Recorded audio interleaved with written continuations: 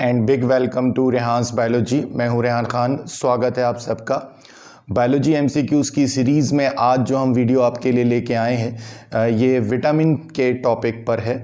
ये टॉपिक आप 11th class में, उससे पहले 9-10 क्लासेस में और बीएससी सेकेंड ईयर के सिलेबस में भी पढ़ चुके हैं।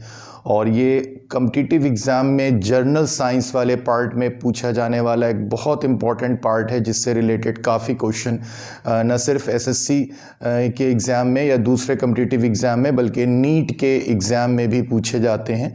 तो अपने आप में ये बहुत इम्पॉर्टेंट एमसीक्यूज़ हैं और उन एमसीक्यूज़ को डिस्कस करने से पहले जो विटामिन से रिलेटेड ऑब्जेक्टिव क्वेश्चंस हैं उनको डिस्कस करने से पहले विटामिन्स के बारे में थोड़ी सी जानकारी आपके लिए है, जो शायद आपके लिए बहुत उपयोगी साबित होगी, क्योंकि उससे रिलेटेड भी ऑब्जेक्टिव टाइप क्वेश्चंस आपसे पूछे जा सकते हैं।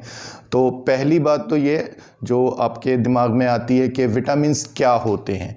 तो विटामिन्स जो हैं chemically they are non energy producers organic substances. Vitamins ऐसे ऑर्गेनिक सब्सटेंसेस हैं जो एनर्जी प्रोड्यूस नहीं करते हैं। हमारे लिए वो एनर्जी प्रोड्यूसर का काम नहीं करते हैं। हमें उनकी ज़रूरत होती है, लेकिन एनर्जी प्रोडक्शन के लिए ज़रूरत नहीं होती है, बल्कि नॉर्मली हम उनको अपनी प्रॉपर ग्रोथ और अपनी दूसरी एक्टिविटीज़ के लिए हमें उनकी ज़रूरत पड़ती है।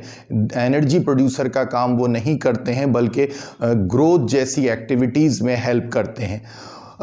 जो भी विटामिन्स हैं they play role in energy transfer as coenzyme. Mostly जो विटामिन्स हैं ये एनर्जी ट्रांसफ़र रिएक्शंस में हेल्प करते हैं और काफ़ी सारे विटामिन जो हैं वो एंजाइमेटिक सिस्टम्स के अंदर कोएंजाइम की तरह बिहेव करते हैं। आपको पता है कोएंजाइम ऐसे फैक्टर्स होते हैं जो किसी एंजाइम को एक्टिवेट करने में और उसको कंप्लीट करने में हेल्प करते हैं। बिना कोएंजाइम की प्रेजेंस के काफ़ी सारे एंजाइम्स इनएक्टिव रहते हैं, कंप्लीट नहीं होते हैं, फुल्ली फंक्शनल नहीं होते हैं और अपना रोल प्ले नहीं कर पाते हैं। तो विटामिन्स जो हैं वो एनर्जी ट्रांसफ़र रिएक्शंस में तो हेल्प करते हैं, लेकिन actually they are non energy producer. Directly वो एनर्जी प्रोड्यूस करने का काम नहीं करते हैं और काफ़ी सारे विटामिन्स जो हैं वो कोएंजाइम की तरह बिहेव करते हैं। एंजाइम्स जो हैं वो हमारी बॉडी में needed in small amount for proper growth and function. बहुत माइन्यूट क्वांटिटी में विटामिन्स की ज़रूरत होती है हमारी बॉडी में ग्रोथ के लिए, और दूसरे फंक्शंस के लिए बहुत ज़्यादा अमाउंट में हमें उनकी ज़रूरत नहीं होती है। लेकिन चूँकि विटामिन्स हमारी बॉडी में नहीं बनते हैं, हमारी बॉडी से मतलब एनिमल्स की बॉडी में और ह्यूमन बींग्स की बॉडी में नहीं बनते हैं, लेकिन काफ़ी सारे प्लांट्स जो हैं और प्लांट प्रोडक्ट्स जो हैं उनके अंदर ये विटामिन्स बनते हैं। एनिमल्स में भी काफ़ी सारे एनिमल्स के अंदर भी विटामिन्स बनते हैं, लेकिन ह्यूमन बींग्स की बॉडी में नॉर्मली विटामिन्स का सिंथेसिस जो है वो एब्सेंट होता है, एक्सेप्ट फ्यू केसेस। अब वो केसेस कौन से हैं? कुछ बैक्टीरिया हैं जो हमारी इंटेस्टाइन में, ख़ासतौर से लार्ज इंटेस्टाइन में पाए जाते हैं।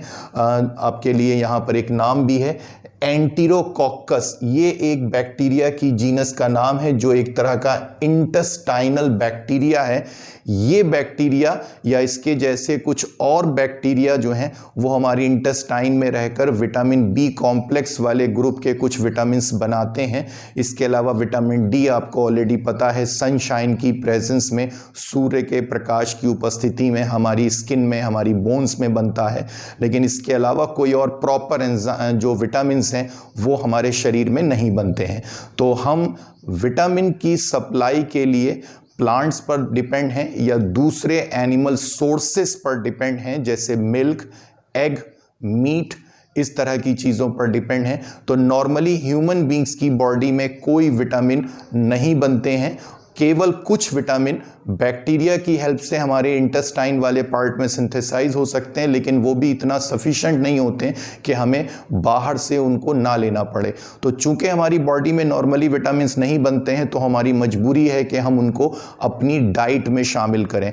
तो ऐसी चीज़ें जब हम खाते हैं जिनमें वो विटामिन सोर्सेज हमें या कोई पर्टिकुलर विटामिन हमें उन फूड में मिलते हैं तो हमारा वो विटामिन रिच फूड होता है।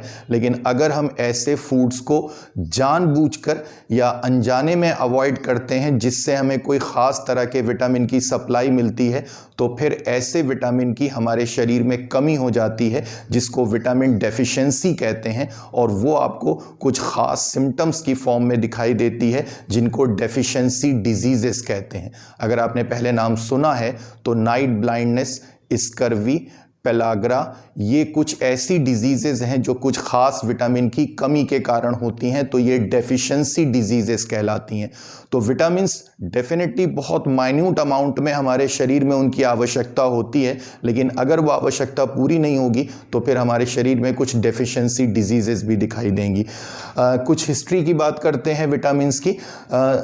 सेसेमिर फंक 1912 उनको क्रेडिट जाता है विटामिन्स की डिस्कवरी करने का, और उन्होंने जो विटामिन की डिस्कवरी की थी, एक्चुअली उन्होंने देखा था कि जो पिजन हैं उनको पॉलिश्ड राइस दिया जाता है, पॉलिश किया हुआ चावल जो बहुत चमकीला सफ़ेद होता है लेकिन न्यूट्रिटिव वैल्यू उसकी कम होती है, वो राइस उनको दिया जाता है डाइट के तौर पे। और जो पिजन या कबूतर ऐसे राइस खाते हैं, पॉलिश्ड राइस खाते हैं, उनमें एक डिज़ीज़ होती है, पॉलीन्यूराइटिस कहते हैं उस डिज़ीज़ को।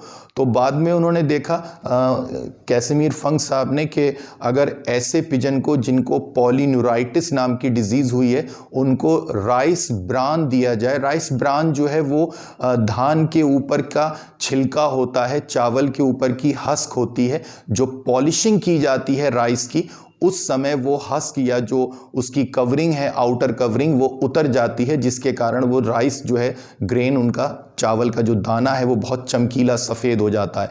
तो वो जो राइस हस्क जो है अगर वो उनके खाने में मिलाई जाए, जिसको राइस ब्रान भी कहते हैं, BRAN, तो ऐसे पिजन का ट्रीटमेंट किया जा सकता है, पॉलीन्यूराइटिस डिजीज़ उनमें समाप्त हो जाती है।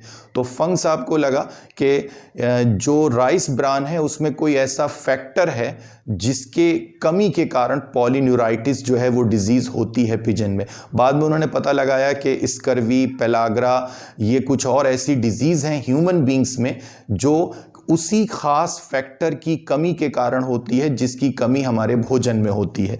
उसके बाद उन्होंने कुछ और रिसर्च की, जिसके बाद उनको पता लगा कि जो ये फैक्टर हैं ये एक तरह का एसेंशियल फैक्टर है, और ये काफ़ी सारे फैक्टर अपने केमिकल नेचर में एक समान हैं। एक सिमिलैरिटी उनको देखने को मिली इन फैक्टर्स के केमिकल नेचर में कि इन सारे फैक्टर्स में जो केमिकल कंपोनेंट था वो नाइट्रोजन कंटेनिंग कंपाउंड्स थे जिनको अमीन्स कहते हैं। और चूंकि उनको लगा था कि सारे विटामिन का मेन केमिकल कंपोनेंट अमीन्स होते हैं, इसलिए उन्होंने जो शब्द दिया था इन फैक्टर्स के लिए वो था विटामाइन। तो विटामाइन में ईज जो है वो एमीन्स की प्रेजेंस की वजह से लगाया गया। बाद में ये ई लेटर जो है, ई अक्षर जो है वो यहाँ से हटा दिया गया, और सही शब्द जो बाद में लिया गया वो था विटामिन, क्योंकि जब ये पता चल गया कि सारे विटामिन में एमीन्स नहीं होते हैं, amine group main chemical component सारे विटामिन्स का नहीं है, तो फिर वो जो फंक साहब ने टर्म प्रपोज की थी विटामाइन, उसमें से ईश अक्षर हटा के विटामिन शब्द दिया गया। आगे चलकर ई मैकुलम ने ये बताया कि जो विटामिन्स हैं उनको हम मेनली दो कैटेगरीज में कैटेगराइज कर सकते हैं। एक कैटेगरी को उन्होंने फैट सॉल्युबल ए कैटेगरी कहा, और दूसरे को उन्होंने वाटर सॉल्युबल बी कैटेगरी कहा। उनका ये मानना था कि काफ़ी सारे विटामिन ऐसे हैं जिनको हम केवल फैट में डिज़ोल्व कर सकते हैं, वो ए कैटेगरी मानी गई, और जिनको वाटर में डिज़ोल्व कर सकते हैं वो बी कैटेगरी मानी गई। अभी हम जो जानते हैं विटामिन्स के बारे में, उसमें हमें पता है विटामिन ए है, विटामिन बी अपने आप में एक बहुत बड़ा ग्रुप है, उसको हम विटामिन बी कॉम्प्लेक्स कहते हैं, विटामिन सी है, विटामिन डी, ई, विटामिन के है। अब कोई आप में से ये पूछ सकता है कि ये जो अल्फ़ाबेटिकल ऑर्डर में विटामिन्स के नाम रखे गए हैं तो इनमें से कुछ अल्फ़ाबेट मिसिंग क्यों हैं, या विटामिन बी कॉम्प्लेक्स जो अपने आप में एक बहुत बड़ा ग्रुप है उसमें जो ऑर्डर दिया गया है विटामिन बी कॉम्प्लेक्स के विटामिन का, उसमें कुछ नंबर मिसिंग क्यों है? विटामिन B4 नहीं है, विटामिन B7 नहीं है, 8 नहीं है। तो यहाँ पर आप ये बात समझ लीजिए कि बहुत सारे विटामिन्स जो पहले खोजे गए थे और जिनको विटामिन मानकर कैटेगराइज किया गया था, चाहे वो अल्फ़ाबेटिकल ऑर्डर में किया गया हो, vitamin F, vitamin G, vitamin H, ये भी पहले विटामिन थे, इनको विटामिन माना गया था। लेकिन बाद में पता चला कि एक्चुअली ये विटामिन नहीं है, इनमें से कुछ जो थे वो अमीनो एसिड्स थे या कुछ दूसरे और तरह के केमिकल कंपाउंड्स थे, लेकिन वो विटामिन नहीं थे, तो उनका विटामिन स्टेटस जो था वो ख़त्म कर दिया गया। तो चूंकि अल्फ़ाबेटिकल ऑर्डर डिस्कवरी के पॉइंट ऑफ व्यू से जो फिक्स किया गया था वो अल्फ़ाबेटिकल ऑर्डर ABCDEFGH जैसा था, तो जो उसमें से बीच से हटा दिए गए विटामिन, तो उनके हटने से वो अल्फ़ाबेटिकल ऑर्डर डिस्टर्ब हो गया, आपको बीच में वो मिसिंग दिखते हैं, लेकिन एक्चुअली बीच में जो मिसिंग है उस नाम के विटामिन पहले खोजे गए थे, माने गए थे विटामिन, बाद में उनको वहाँ से हटाया गया। इसी तरह से विटामिन बी कॉम्प्लेक्स जो ग्रुप है उसमें विटामिन B4 या B7 या B8 इस तरह के जो विटामिन थे, इनको भी खोजा गया था, इनको भी विटामिन माना गया था, लेकिन बाद में इनको वहाँ से हटाया गया, तो इसीलिए वो आपको मिसिंग दिखाई देते हैं। जैसे आपके लिए एग्जाम्पल है, जिसको पहले विटामिन F माना गया था वो हमें अब पता है कि वो एक एसेंशियल अमीनो एसिड है जिसको ओमेगा 3 कहते हैं, तो ये अब ओमेगा 3 के नाम से जाना जाता है। विटामिन F जैसा कोई विटामिन नहीं है, इसीलिए आपको यहाँ पर ये मिसिंग दिखता है। विटामिन G भी एक विटामिन खोजा गया था जिसको अब हम जानते हैं कि वो विटामिन B2 है, राइबोफ्लेविन जिसको कहते हैं, और वो बी कॉम्प्लेक्स कैटेगरी में है, तो विटामिन G जैसा विटामिन आपको इस सीरीज में नहीं दिखता है। विटामिन H भी खोजा गया था जिसको अब हम विटामिन B7 के नाम से जानते हैं, जिसको बायोटिन कहते हैं, तो वो विटामिन B7 जिसको पहले विटामिन H माना गया था वो भी अब वहाँ से रिप्लेस कर दिया गया है, तो आपको उस अल्फ़ाबेटिकल ऑर्डर में विटामिन H नहीं दिखाई देता है।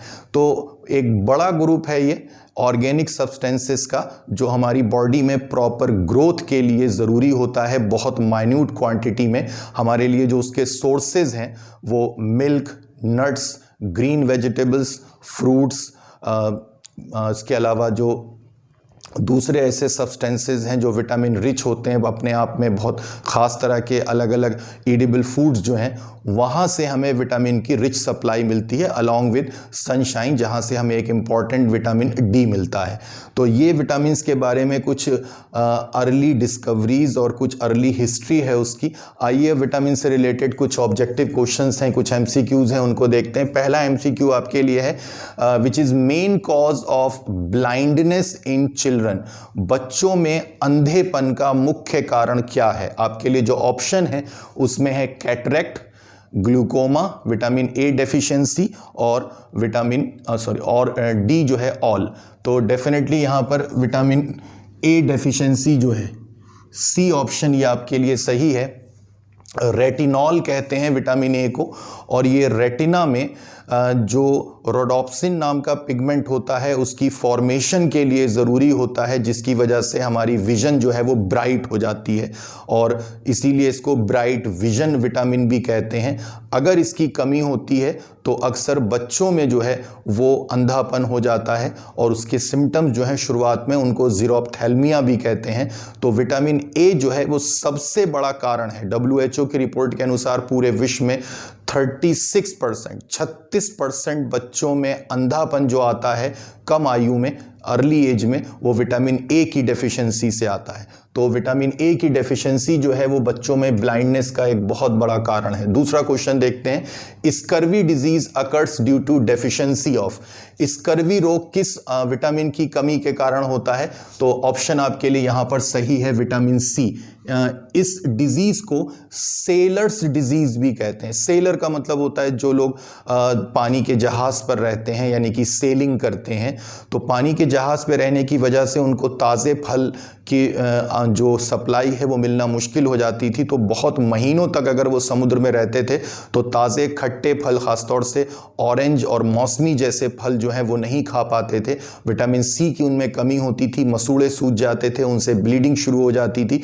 तो ये रोग बाद में स्कर्वी रोग कहलाया। शुरुआत में इसको सेलर्स डिजीज़ कहा गया, यानी कि पानी के जहाज़ पर जो लोग रहते हैं उनका रोग, और ये विटामिन सी की कमी से होता है, जिसको केमिकली एस्कॉर्बिक एसिड कहते हैं। तो ये विटामिन सी जो है, सी ऑप्शन, ये आपके लिए सही है। अगला क्वेश्चन देखते हैं, third, xerophthalmia is cause due to deficiency of. Xerophthalmia जो है वो कॉर्निया का, आई कॉर्निया का एक रोग है, एक डिजीज़ है जिसमें कॉर्निया ड्राई हो जाती है और स्वेलिंग आ जाती है उसमें। रेटिना जो है वो ओपेक हो जाता है, उसको आर पार उसके लाइट नहीं जा पाती है, और ऐसी कंडीशन में फिर धीमे धीमे करके ब्लाइंडनेस आती है। तो बच्चों में जो अंधापन है, चिल्ड्रन ब्लाइंडनेस जो है, ये उसकी अर्ली स्टेज होती है जीरोप्थेल्मिया, और डेफिनेटली ये विटामिन ए की कमी के कारण होती है। अगला नंबर 4 क्वेश्चन है, cobalt containing vitamin is. Cobalt जो है वो एक तरह का ट्रांजिशन मेटल है, ब्लॉक डी का एक घटक है, एक सदस्य है, और ये जिस विटामिन का मेन केमिकल कंपोनेंट है उसको हम विटामिन B12 कहते हैं। साइनोकोबालएमीन केमिकल नेम है उसका। और अगर इस विटामिन की कमी होती है तो एक तरह का एनीमिया जो है वो रोग हो जाता है शरीर में, और पेरिनीशियस एनीमिया कहते हैं। बहुत तरह का एनीमिया होता है, वैज्ञानिकों का मानना है मनुष्यों में 400 से भी ज़्यादा तरह का एनीमिया होता है।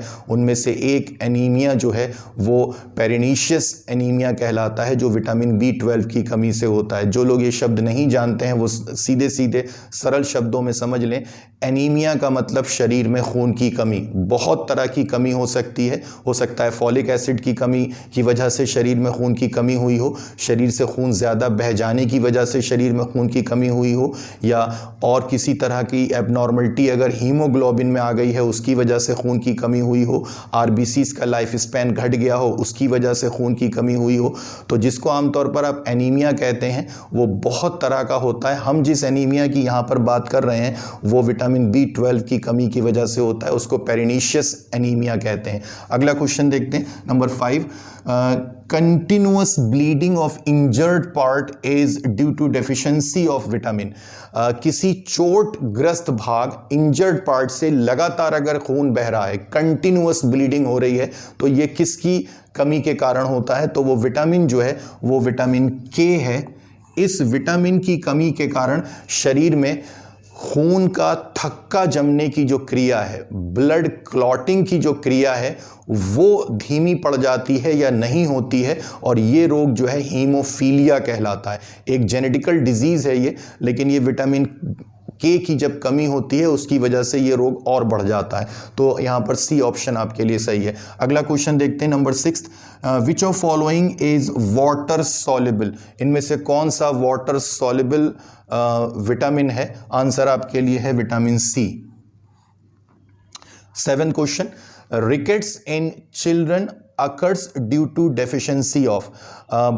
छोटे बच्चों में अगर एक ख़ास विटामिन की कमी हो जाए तो उनके पैरों की हड्डियां ख़ासतौर से बहुत मुलायम हो जाती हैं, उनमें कैल्शियम की कमी हो जाती है हड्डियों में, और वो हड्डियां जो हैं वो थोड़ी सी टेढ़ी हो जाती हैं, धनुष के जैसी आकृति की हो जाती हैं। जो जॉइंट्स हैं वो बहुत सूज जाते हैं, स्वेलिंग आ जाती है नी जॉइंट्स में। तो ये एक तरह का रोग है और इस रोग को कहते हैं रिकेट्स। और जब ऐसी ही हड्डियों की किसी बीमारी को हम बड़ों में देखते हैं तो ऑस्टियोमलेशिया वो रोग कहलाता है, वो भी इसी तरह के विटामिन की कमी से होता है। तो ये किस विटामिन की कमी से होता है? तो आपके लिए आंसर है यहाँ पर विटामिन डी। कैल्सीफेरॉल कहते हैं इस विटामिन डी को केमिकली। सनशाइन की प्रेजेंस में, सूर्य के प्रकाश की उपस्थिति में ये विटामिन आपके शरीर में बनता है। आपका त्वचा का रंग कैसा है, आप पूरी दुनिया के किस हिस्से में रहते हैं जहाँ पर कैसी सनलाइट किस समय तक उपलब्ध रहती है और दिन के किस समय पर आप सनलाइट ले रहे हैं और आपकी जो शरीर की त्वचा है उसका कितना हिस्सा सनलाइट के डायरेक्ट प्रेजेंस कांटेक्ट में है। इन सब चीज़ों पर डिपेंड करता है कि आपको कितना विटामिन डी चाहिए और कितना आपको देर तक रहना पड़ेगा सनलाइट की प्रेजेंस में, जिससे कि आपके शरीर में विटामिन डी बन सके। तो ये ड्यूरेशन जो है वो 10-12 मिनट से लेकर आधे घंटे तक वेरिएबल रहती है। जितनी आपकी स्किन का कलर डार्क होगा, जितना आपका रंग ज़्यादा गहरा होगा, उतने ही देर तक आपको जो है सनलाइट में रहना पड़ेगा ताकि विटामिन डी आपके शरीर में सफिशिएंट अमाउंट में बन जाए। जो लोग 50 साल से अंदर की उम्र के हैं उनको मुश्किल से 600 के आसपास इंटरनेशनल यूनिट, जिसको कहते हैं IU, विटामिन की मात्रा को मापने का एक इकाई है, तो उनको 600 IU जो है इंटरनेशनल यूनिट, उतना विटामिन डी रोज़ चाहिए। जो लोग उससे ऊपर की आयु के हैं उनको 800 से लेकर 1000 तक विटामिन डी चाहिए इंटरनेशनल यूनिट्स में।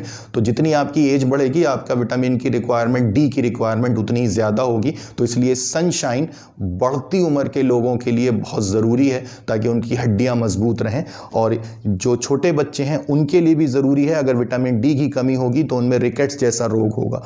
अगला क्वेश्चन देखते हैं 8th, highest amount of vitamin A found in, vitamin A की सर्वाधिक मात्रा पाई जाती है। आंसर आपके लिए है कैरेट, गाजर। सबसे ज़्यादा इसमें विटामिन ए की मात्रा होती है। जितनी ज़्यादा गाजर आप खाएंगे उतना ही आपकी जो आईसाइट है, आपकी जो दृष्टि है, उतनी ही मजबूत, उतनी ही अच्छी होगी। तो कैरेट जो है आपके लिए बेस्ट सोर्स है विटामिन ए का। 9th क्वेश्चन देखते हैं, केमिकली टोकोफेरॉल इज, टोकोफेरॉल जो है वो रासायनिक रूप से किस विटामिन का नाम है? डी आंसर आपके लिए सही है, ऑप्शन विटामिन ई। ये केमिकल नेम है विटामिन ई का, टोकोफेरॉल। अगला क्वेश्चन नंबर 10 देखते हैं, beriberi disease caused due to deficiency of, beriberi disease जो है वो किस विटामिन की कमी के कारण होने वाला रोग है? आंसर यहां पर B1 है। इस विटामिन की कमी के कारण बेरी-बेरी रोग होता है। Anaemia cause due to deficiency of, अगला क्वेश्चन है आपके लिए 11th, anaemia caused due to deficiency of, answer है विटामिन B12, साइनकोबायलएमीन जिसको कहते हैं केमिकली। और आखिरी 12th क्वेश्चन है आपके लिए, केमिकली नियासिन इज, नियासिन जो है वो रासायनिक नाम है विटामिन B3 का।